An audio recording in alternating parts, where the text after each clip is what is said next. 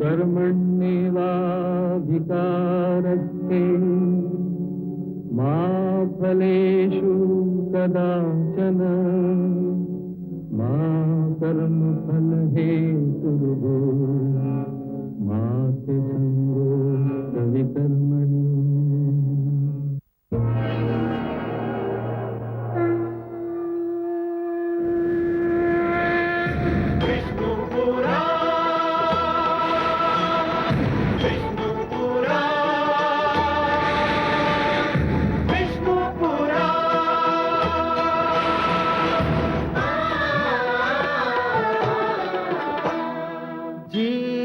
ज्ञान ब्रह्म ज्ञान अथ श्री विष्णु पुराण ओम की कथा महान जय श्री विष्णु पुराण विष्णु पुराण विष्णु पुराण विष्णु पुराण प्रगटे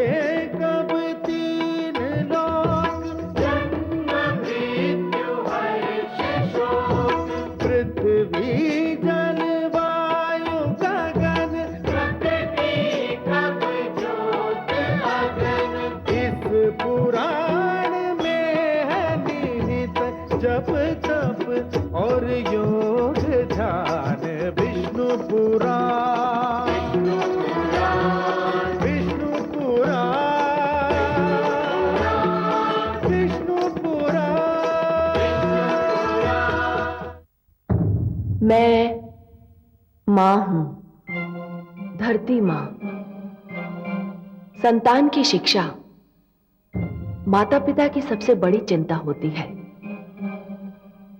हर माता पिता की इच्छा होती है कि उनकी संतान को संसार की सर्वोच्च शिक्षा प्राप्त हो। किंतु राजा दशरथ बड़ी दुविधा में हैं। एक ओर तो उनकी मनोकामना है कि राम समेत उनके समस्त पुत्रों को अच्छी से अच्छी शिक्षा मिले। दूसरी ओर उनका मन इस विचार से कांप जाता है कि राम उनकी आंखों से दूर चले जाएंगे। मैं जानती हूं कि दशरथ के मन से श्रवण के पिता के शाप का साया हट नहीं रहा है, किंतु इस समय तो वे विवश हैं। उनकी विवशता अवश्य ही कोई कहानी सुनाने वाली है।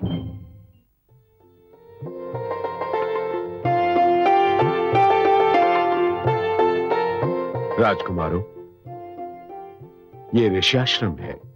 आओ आओ।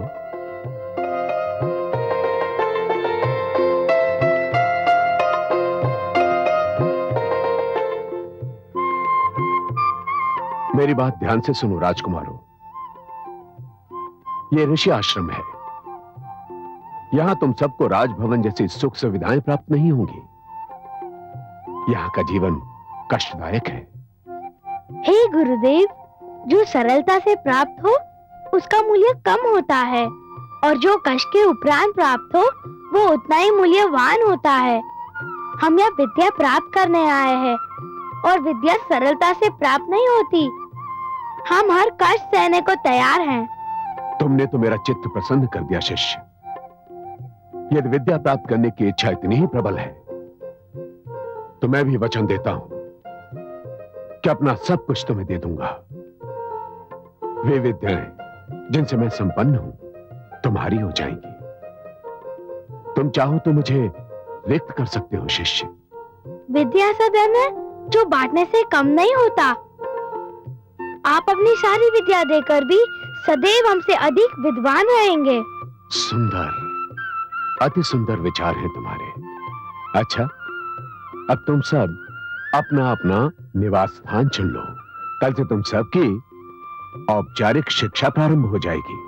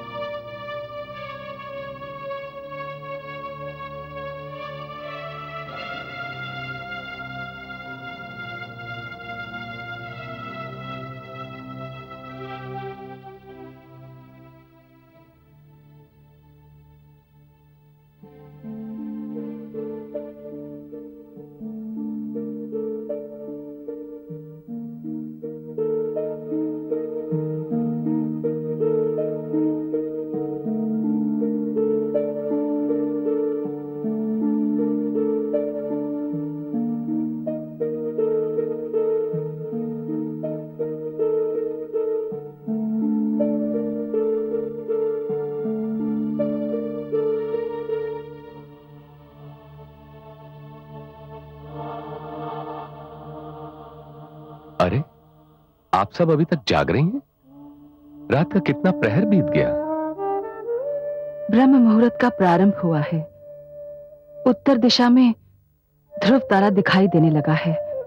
शुक्रोदय हो गया है। और आप सब अभी तक सोई नहीं? आप भी तो जाग रहे हैं, और हम सबके जागने का कारण एक ही है। मैंने तो जब भी अपने नेत्र बंद किए हैं, मेरे नेत्रों के समक्ष राम की छवि आ गई,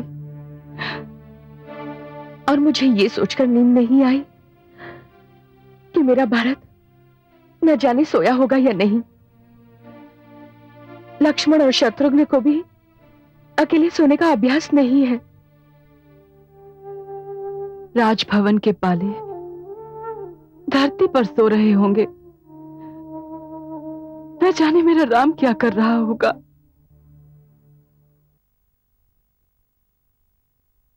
गुरुदेव। राम, इस ब्रह्ममुहूर्त में तुम यहाँ मेरे पास? ज्ञान तो गुरु से ही प्राप्त होता है ना।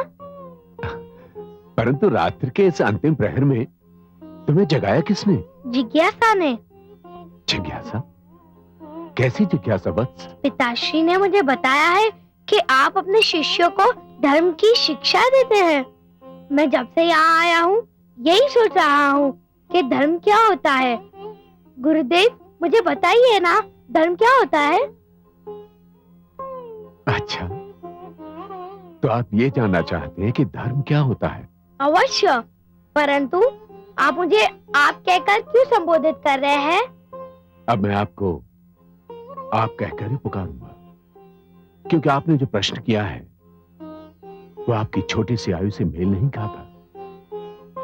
ऐसे प्रश्न तो बड़े और महान व्यक्ति ही किया करते हैं। आइए मेरे साथ।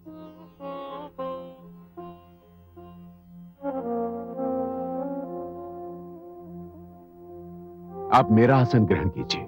गुरुदेव। आसन ग्रहण कीजिए। जो आ गया।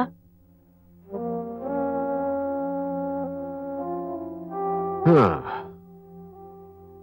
तो आप पूछ रहे थे कि धर्म क्या होता है। हाँ गुरुदेव। आप मेरे पहले बाल शिष्य हैं जिसने इतना महान प्रश्न किया है, और मुझे पूरा विश्वास है कि यदि आपके मस्तिष्क में इतना महान प्रश्न उभरा है तो इसका उत्तर भी आपका मस्तिष्क अवश्य ग्रहण करेगा।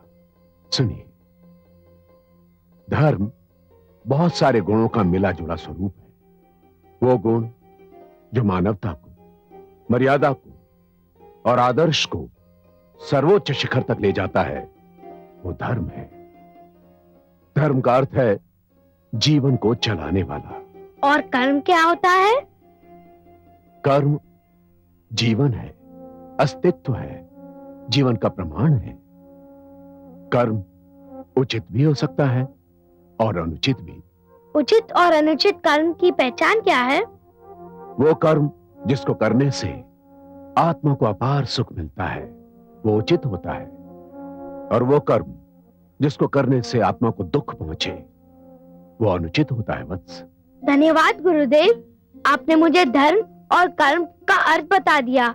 मैं आपको वचन देता हूँ कि सदैव उचित और शुभ कर्म ही करूँगा। सारा जीवन मानवता, मर्यादा और आदर्श को सर्वोच्च शिखर तक ले जाने का प्रयास करूँगा। सुंदर, अति सुंदर। अब मुझे आज्ञा दीजिए गुरुदेव। यशस्वी भव।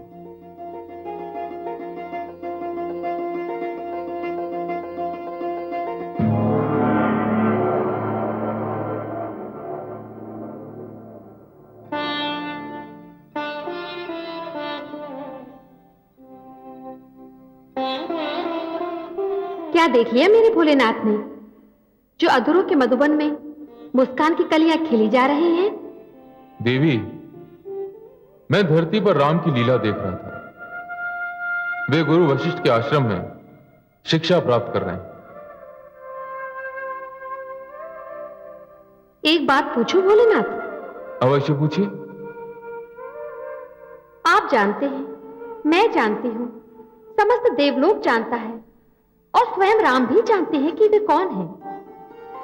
वे तो भगवान हैं। वे तो त्रिलोक की सारी विद्या का स्रोत हैं। तो फिर उन्हें शिक्षा प्राप्त करने की क्या आवश्यकता आ पड़ी? देवी, मानव को सदैव एक आदर्श की आवश्यकता होती है। उन्हें वो आदर्श बनना है। उन्होंने मानव रूप में जन्म लिया है और उन्हें संसार को जो कुछ भी दिखाना है, जो कुछ भी देना है, वो इसी रूप में देना है, इसी रूप में दिखाना है। मानव रूप लेने के कारण उन्हें जीवन की हर उस अवस्था से निकलना पड़ेगा जो मानव जीवन से संबंधित है। उन्हें जीवन जीकर मानव को बताना है कि जीवन कैसे जिया जाता है। उन्हें दुख सहकर मानव को दिखाना है कि दुख कैसे सहा जाता है।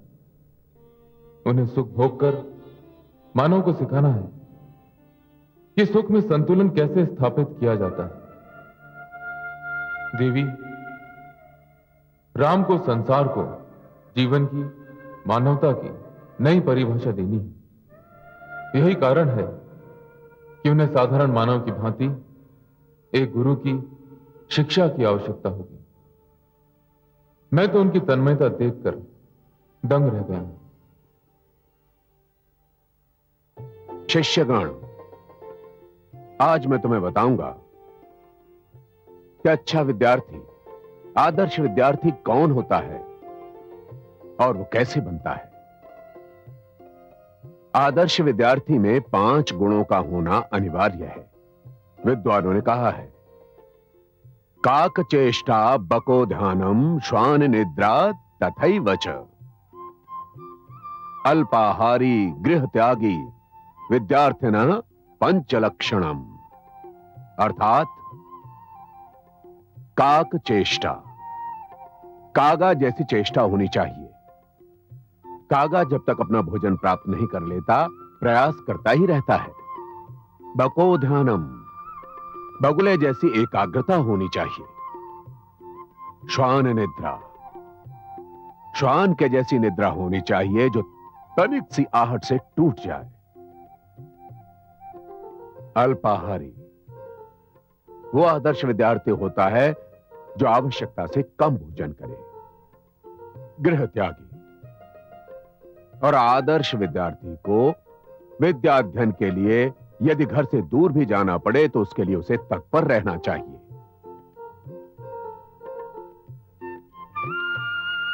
ऐसा होता है आदर्श विद्यार्थी। स्वामी, विघ्न डालने के लिए क्षमा चाहती हूँ। कहो देवी। अभी अभी संदेश मिला है कि चारों राजकुमारों का भोजन राजभवन से आने वाला है। शेष शिष्यों का भोजन मैंने तैयार कर लिया है।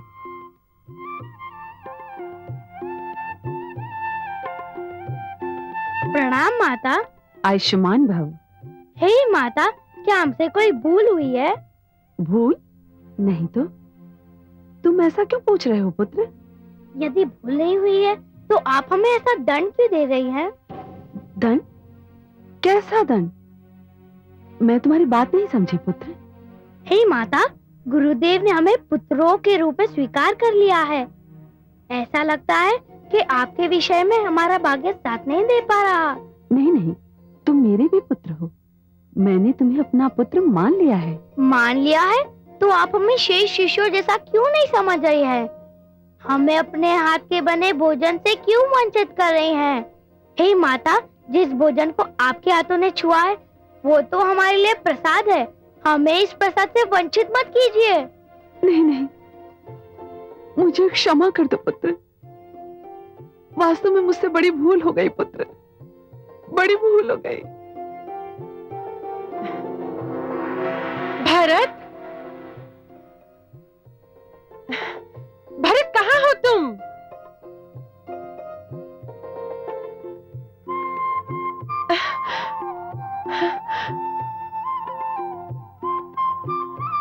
जाओ वत्स। भरत,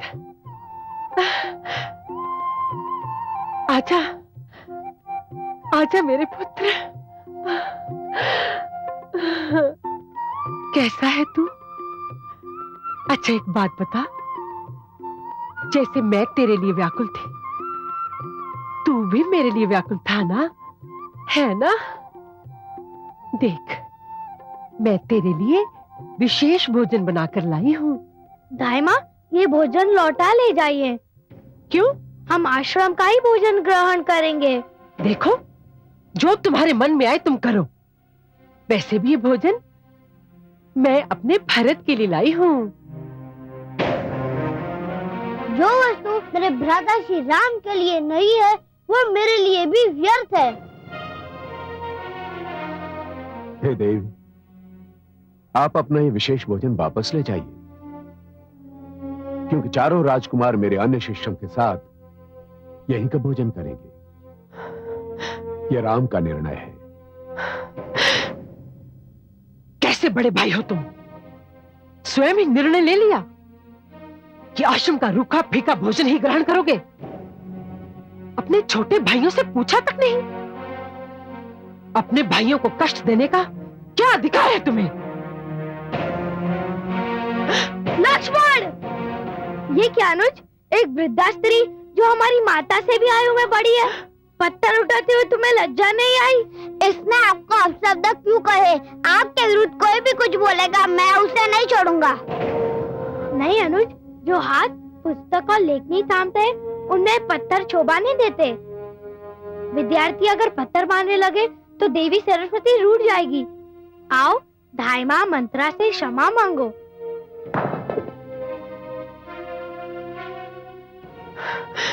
क्षमा कर दीजिए मुझे, मैं भ्राताश्री का आदेश मानकर आपसे क्षमा याचना करता हूँ। धाई माँ, हमारे कारण आपको जो भी कष्ट हुआ है, मैं उसके लिए क्षमा मांगता हूँ।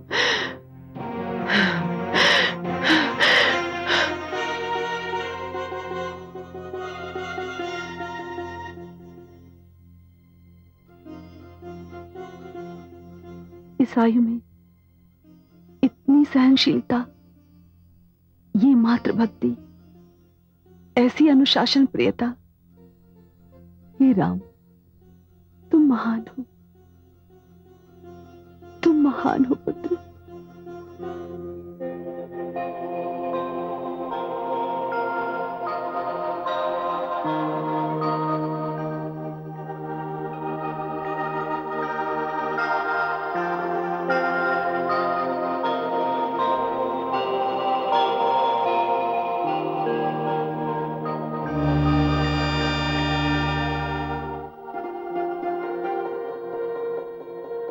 हे देवी, आपको बालपन की नींद में सोए और मीठे मीठे भोले भाले सपनों में खोए देखकर मेरा मन हर्ष से झूम उठा है।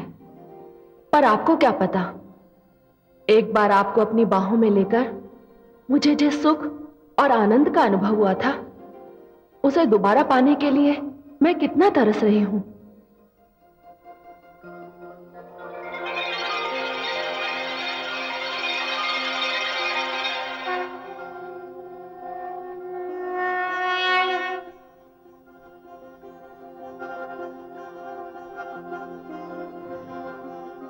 प्रणाम माते।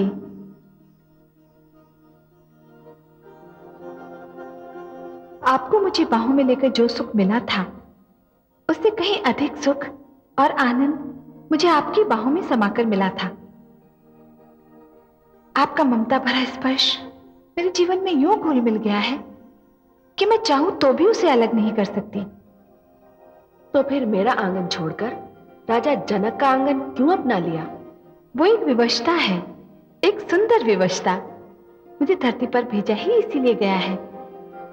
मेरे प्रियतम से मेरा मिलन मेरे केवल इसी रूप में हो सकता है, और मैं अधिक क्या कहूं। अपने कमल नयन से मिलने की प्रतीक्षा में मुझे एक एक पल एक एक युग के समान लग रहा है। घबराइए नहीं देवी, वो दिन अब बहुत दूर नहीं है, और प्रतीक्षा तो प्रेम का एक अंग है। जो प्रियतम प्रतीक्षा के उपरांत मिलता है, वो बहुत मूल्यवान होता है। मैं प्रार्थना करूंगी कि प्रतीक्षा की ये घड़ियां बहुत शीघ्र बीत जाएं। किंतु अपनी इस माता को भूल ना जाइएगा। चाहूं तो भी नहीं भुला सकती। आपसे मेरा संबंध कदापि नहीं टूटेगा। मैं आपकी हूं और आपकी रहूंगी। आपकी गोद मेरा सबसे प्रिय आश्रय है। मैं धन्य हो गई देवी। मैं आपकी राह में सदैव आंखें बिछाए मिलूंगी।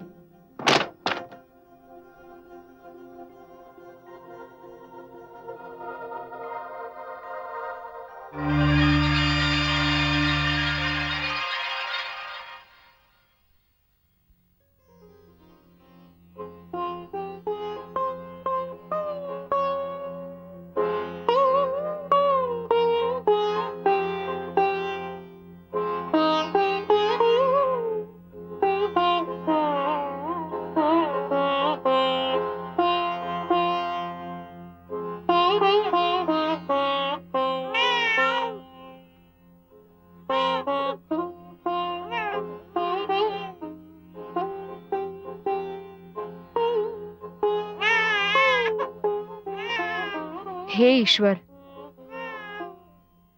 तेरा कोटि कोटि धन्यवाद। जब से ये नन्ही गुड़िया घर आई है, तब से हर समय मेरे घर में एक भीनी भीनी सी सुगंध फैली रहती है।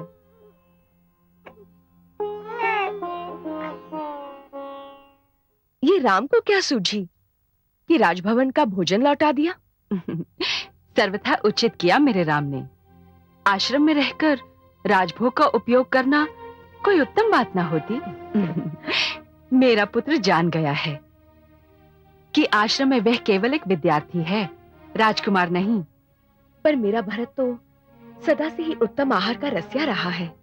उसे अपने भाई से सीखना होगा कि जीवन में हर प्रकार की अवस्था से निपटने की क्षमता होनी चाहिए। लक्ष्मण और शत्रुघ्न तो उसके अतिरिक्त कुछ करेंगे ही नहीं, जो राम ने किया हो या जो राम ने कहा हो। सच पूछो तो बहनों, राम के बिना ये सारा राजभवन कितना सूना सूना लगता है। भरत, लक्ष्मण, शत्रुघ्न सब थे तो यहाँ कितनी चहल पहल थी।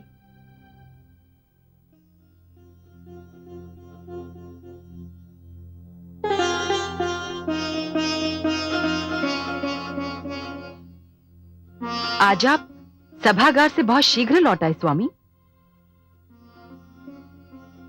हाँ, राम को देखे बिना किसी कार्य में मन नहीं लगता। ऐसा लगता है जैसे उसके बिना मेरे जीवन में अब कुछ नहीं रहा। तो हम सब ऋषि वशिष्ठ के आश्रम क्यों न चले? कहीं ऋषिवर ये न समझे कि अयोध्या की रानियां कितनी उतावली हैं कि उनसे एक दिन भी धैर्य नहीं हुआ। ऐसा करते हैं, हम गुरुदेव के पास ये पूछने के बहाने चलते हैं कि हमारे पुत्रों का यज्ञोपवीत उपनयन संस्कार कब होगा। हाँ, ये उत्तम होगा। तो चलिए चलने की तैयारी। हाँ, चलिए।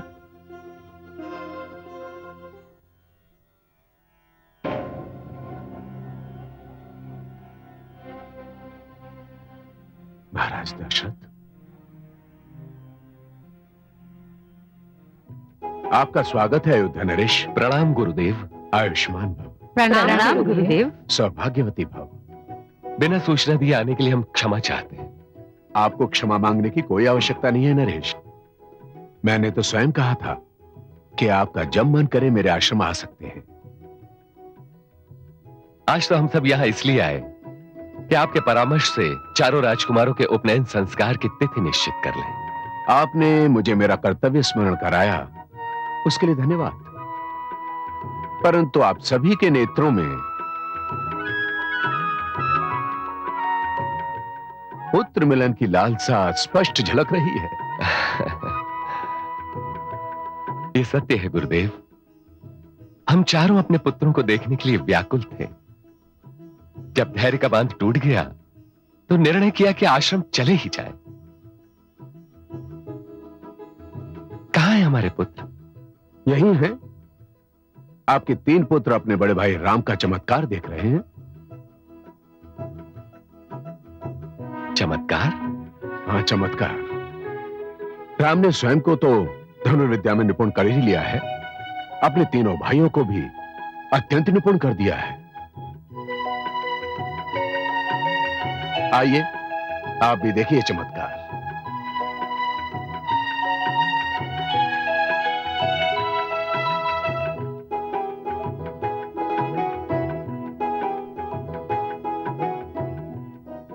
अनुज, हम क्षत्रिय हैं।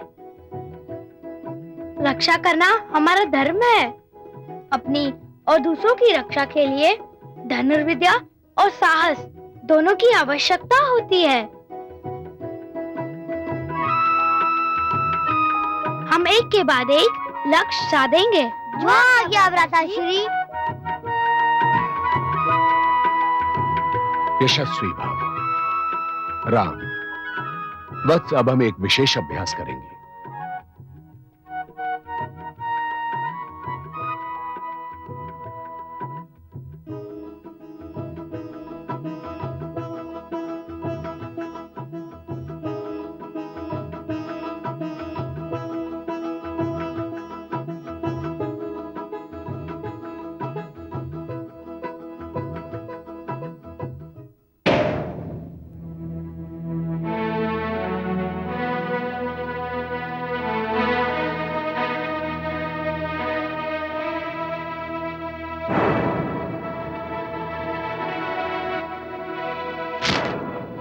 बाण चलाओ राम।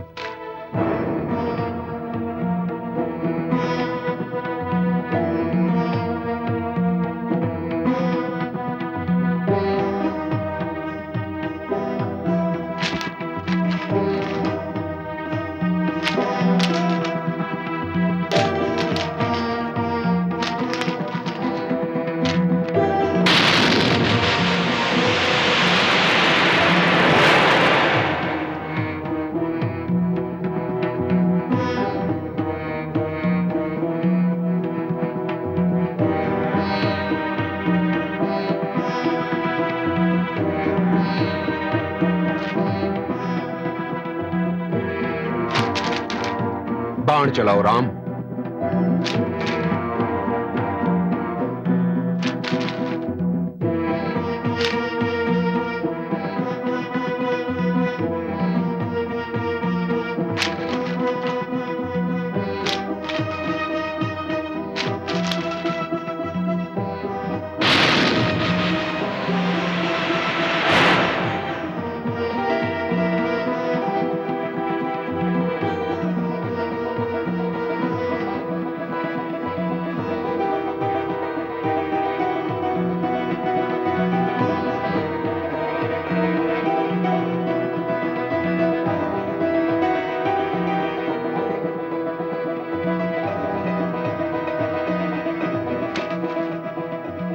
बाण चलाओ राम।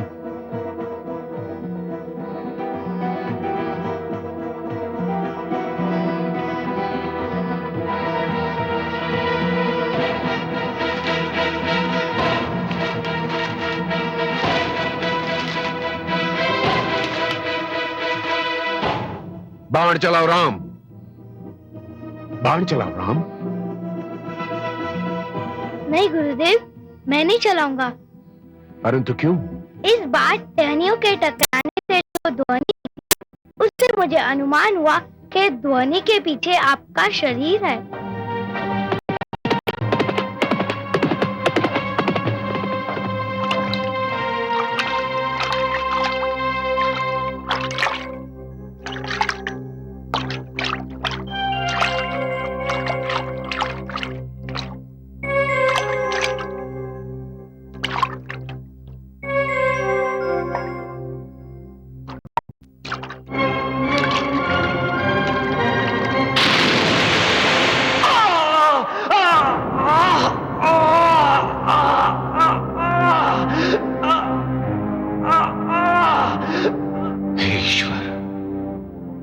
शब्द भेदी बाण चलाकर मैंने कोई अनर्थ तो नहीं कर दिया? ये मेरे अंतिम क्षण है। माता पिता की सेवा करने का मेरा संकल्प मन में रह गया। हे राजन, उनके जीविकोपार्जन का प्रबंध अवश्य। देवी, मैं अयोध्या नरेश दशरथ हूं। राजा दशरथ? राजा दशरथ हमारे अहोभाग्य, किंतु हमारा श्रवण नहीं आया। वो हमारे लिए जाल लेने गया था।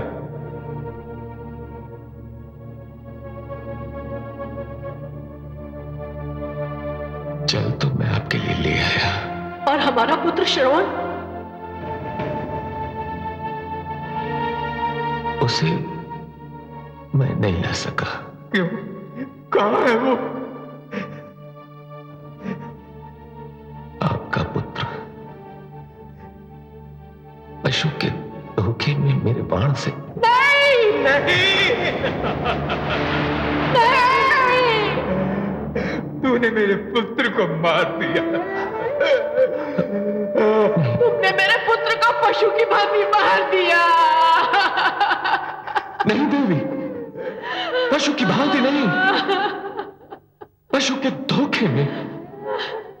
सरयू तट पर मैंने एक ध्वनि सुनी और बिना सोचे समझे शब्द भेदी बाण चला दिया और आपका पुत्र। हाय मेरा श्रवण, हाय मेरा पुत्र, हाय पुत्र, तू हमें भटकने के लिए छोड़कर कहां चला गया?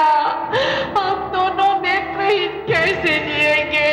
दंड तो हम नहीं देंगे, पर श्राप देकर अपना कलेजा अवश्य ठंडा करेंगे। नहीं। हे दशरथ, जिस प्रकार तुमने हमारे बुढ़ापे की लाठी छीन कर हमें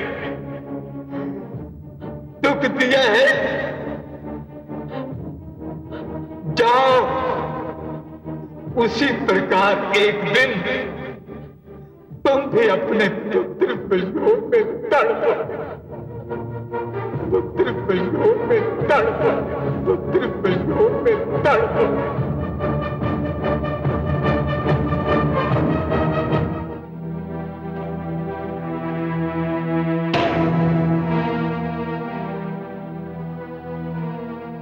अब मेरे लिए क्या आ गया है गुरुदेव?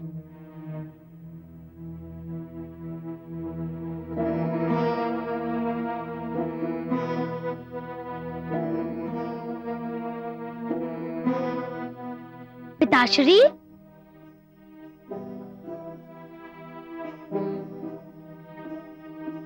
धन्य हो मेरे राम, धन्य हो। मैं प्रयास करूंगा कि ऐसा कोई अवसर ना आए जब मुझे तुम्हारा वियोग सहन करना पड़े।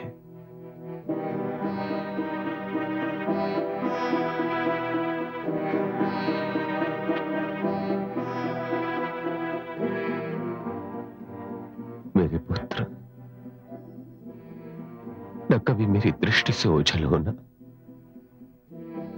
न मेरे हृदय से।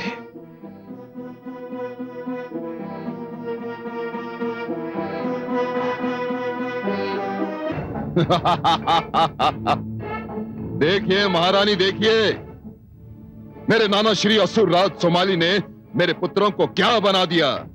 क्या बना दिया? तनिक मैं भी तो सुनो।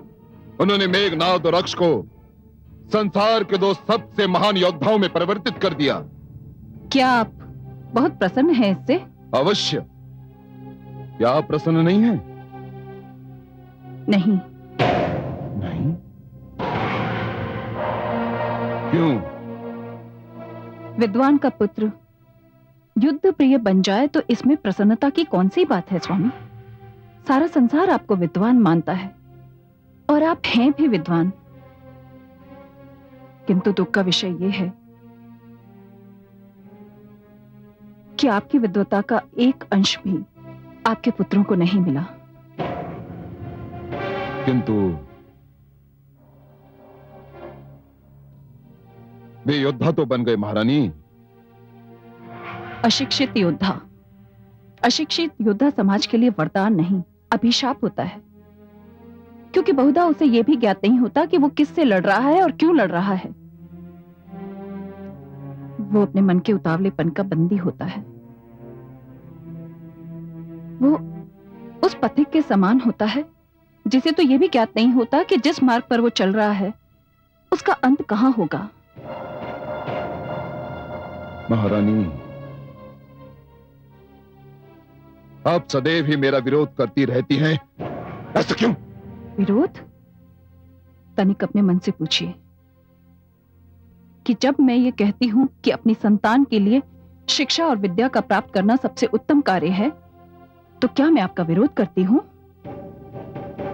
क्या जब मैं ये कहती हूं कि एक विद्वान की संतान को अपने पिता का अनुसरण करना चाहिए, तो क्या मैं आपका विरोध करती हूं? आप तो स्वयं विद्वान हैं, किंतु यदि मुझे ज्ञात होता कि आप मेरे पुत्रों को मेरी गोद से छीनकर शिक्षा के लिए नहीं युद्ध के मार्ग पर ले जा रहे हैं, तो मैं आपको कदापि अनुमति नहीं देती। अपने पुत्रों पर मेरा भी अधिकार है महारानी। है, अवश्य है, मानती हूं, किंतु मुझे दुख इस बात का है कि मेरे केवल 2 पुत्र हैं और इन 2 पुत्रों के स्थान पर यदि मेरी एक कन्या होती तो मैं संसार की सारी शिक्षा और विद्या उसके आंचल में बांध देती। महारानी,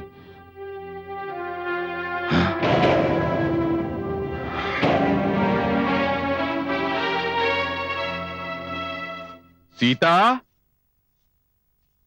पुत्री सीता, सीता। महारानी, हमारी राजकुमारी सीता कहां है? कहीं भी दिखाई नहीं दे रही। राजभवन के पीछे के वन में मृग क्रीड़ा देखने गई होगी।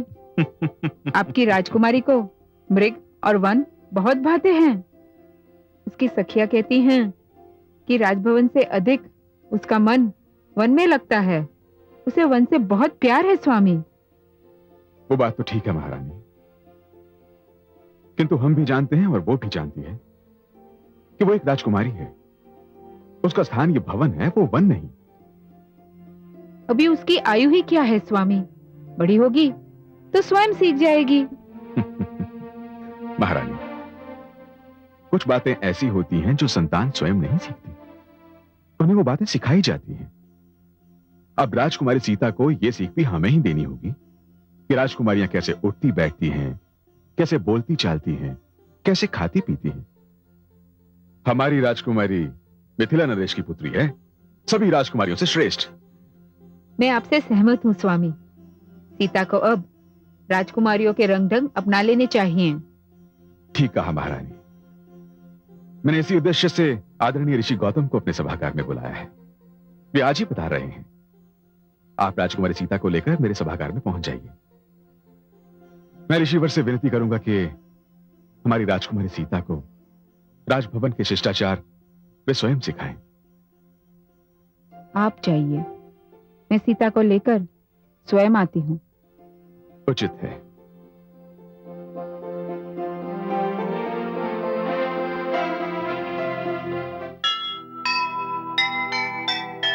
शिक्षा धन अनमोल है, रहे सदा ये ध्यान। उच्च वही कुल है जहां, शिक्षित है संतान। शिक्षा बिन मिलता नहीं आदर और सम्मान। अज्ञानी धन हीन है, ज्ञानी है धनवान। ज्ञानी है